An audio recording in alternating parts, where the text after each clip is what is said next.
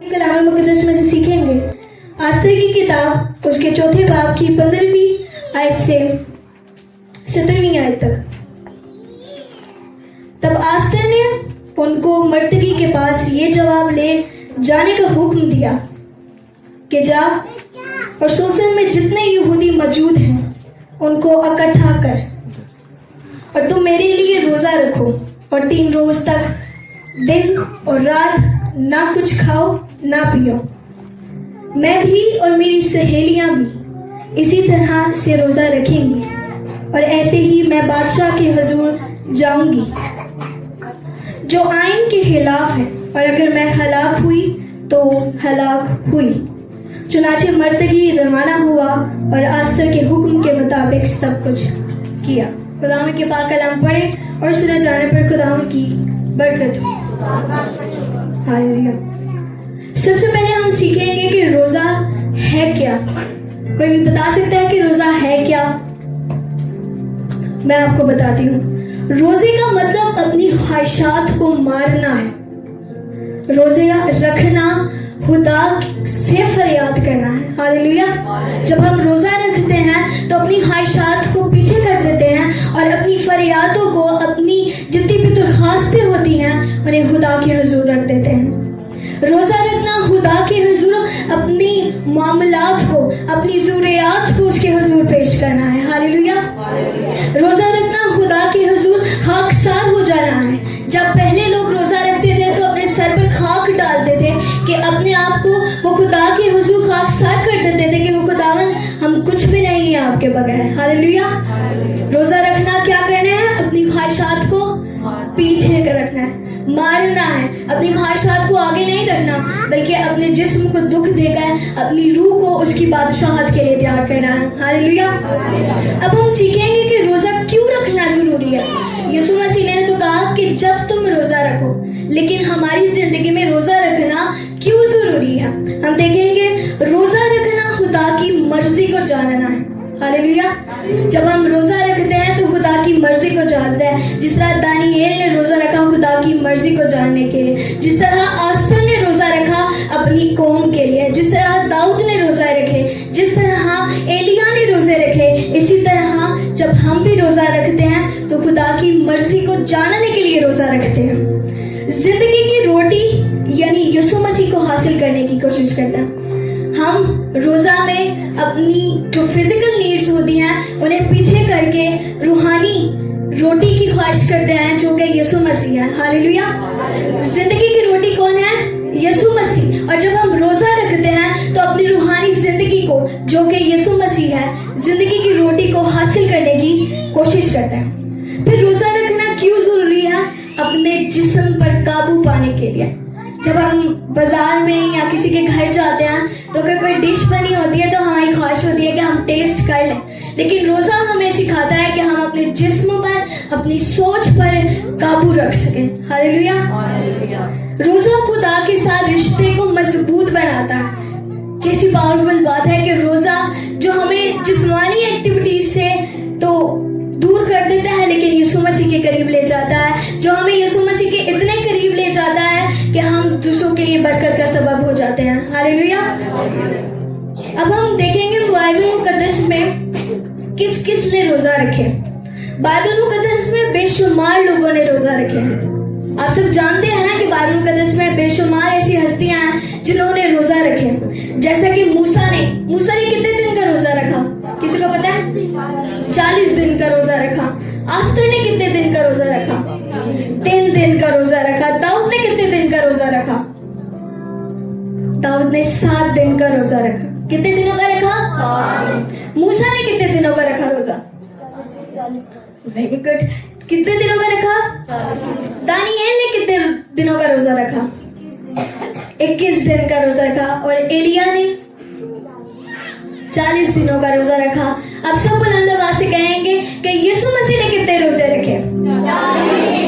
Hallelujah. यीशु मसीह ने कितने दिन का रोजा रखा?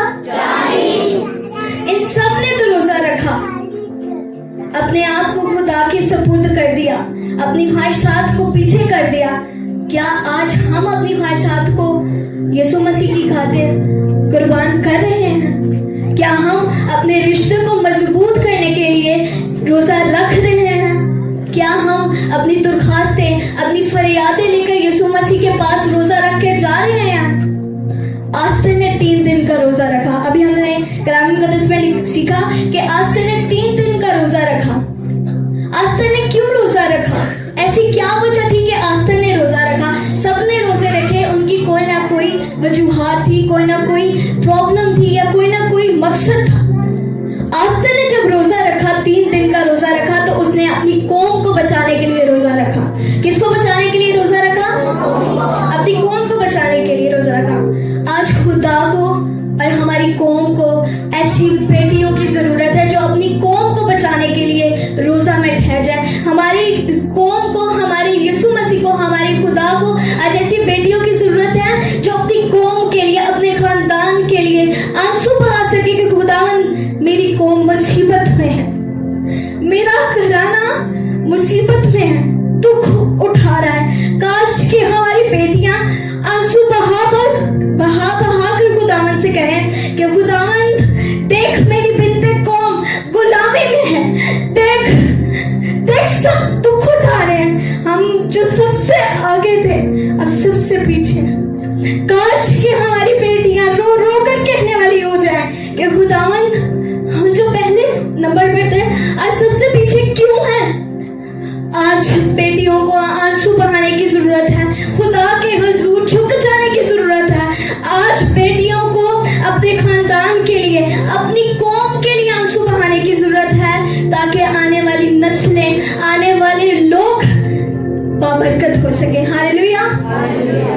लेकिन अफसोस ऐसा नहीं होता। हम लड़कियां दूसरी एक्टिविटीज में तो बहुत ज्यादा पार्टिसिपेट करती हैं, लेकिन रोजा रखने में हम कमजोर पड़ जाती हैं। हम अपनी ड्रेसिंग का बहुत ख्याल रखते हैं, हम अपने आप का भी बहुत ख्याल रखते हैं, लेकिन जिस बात का ख्याल रखना चाहिए उस बात का ख्याल नहीं रखते। एक औरत ही होती है घर को बनाने वाली, ऐसा ही है। तो जब एक बेटी देखे कि मेरा बाप कर्जे की लानत पे है, मेरी कौम तालीम नहीं पा रही, मेरी कौम दिन ब दिन नशे की लानत में गिरफ्तार हो रही है। एक बेटी जब देखे कि मेरे नौजवान, मेरे भाई, मेरे कौम के भाई जिन्हें आज किसी मुकाम पर होना चाहिए था, लेकिन वो दिन ब दिन कमजोर होते जा रहे हैं, आज की बेटियों को गिर जाना चाहिए, खुदा के हुजूर झुक जाना चाहिए। क्योंकि रोजे का क्या मकसद है? खुदा के हुजूर अपनी मिन्नतें, अपनी फरियादें, अपनी मुसीबतें खुदावन के हुजूर पेश करना है। हालेलुया। इसी तरह आस्तर ने भी अपनी दुर्खास्त इससे पहले कि वो बादशाह के पास जाती, वो बादशाहों के बादशाह के पास झुक गई। हालेलुया। आज हमें अपने बादशाह, जो कि हमारा बादशाहों का बादशाह है, उसके सामने झुक जाने की जरूरत है कि खुदावन मैं बेटी होते हुए, कौम की बेटी होते हुए तेरी हुजूर झुक जाती हूँ। मैं अपनी कौम के लिए आंसू बहाती हूँ, मैं अपनी कौम के लिए मुसीबत उठाने वाली हो जाऊं, मैं अपनी कौम के लिए रोजे रखने वाली हो जाऊं, मैं अपने खानदान को बचाने का सबब हो सकूं। हालेलुया।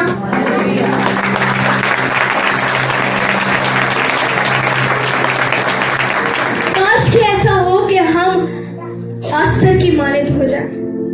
काश कि आज की बेटियां आस्तर की तरह बादशाह के पास जाने से पहले अपने उस हकीकी बादशाह के पास जाएं जिसने हमें ताज देना है। कलाम मुकद्दस में लिखा है कि जान देने तक वफादार है।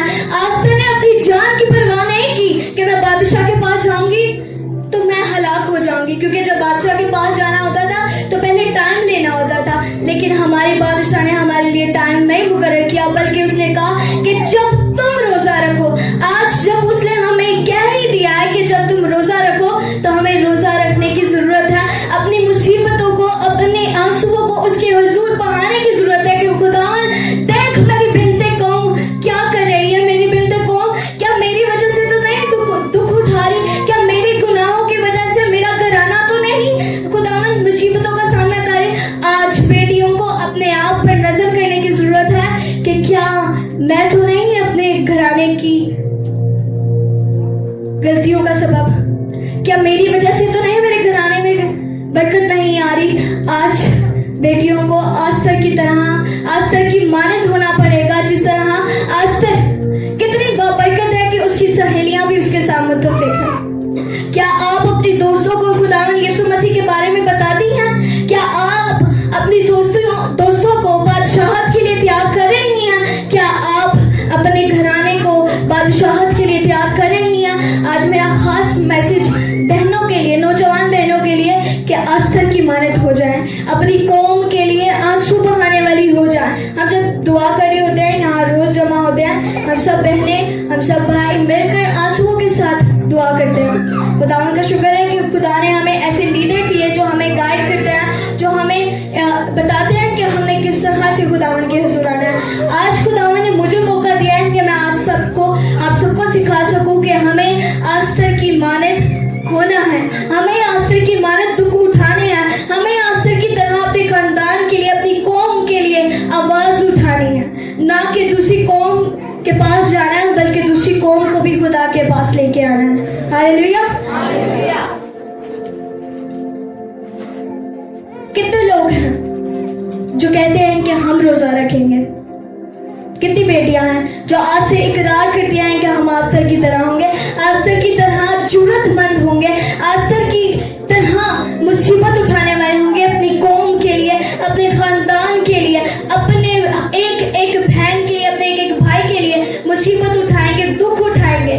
क्या बात है, कोई किसी के लिए दुख उठाता है? नहीं। यीशु मसीह है जो जिसने हमारी खातिर दुख उठाया, जिसने हमारी खातिर अपनी जान कुर्बान कर दी, जिसने हमारी खातिर अपने आप को पेश कर दिया कि मैं दुनिया भर के गुनाहों को उठा लूंगा। उसने कहा कि बाप मेरी नहीं बल्कि तेरी मर्जी पूरी हो। Hallelujah, hallelujah. खुदावन आप सबको इस कलाम के वसीला बरकत दे।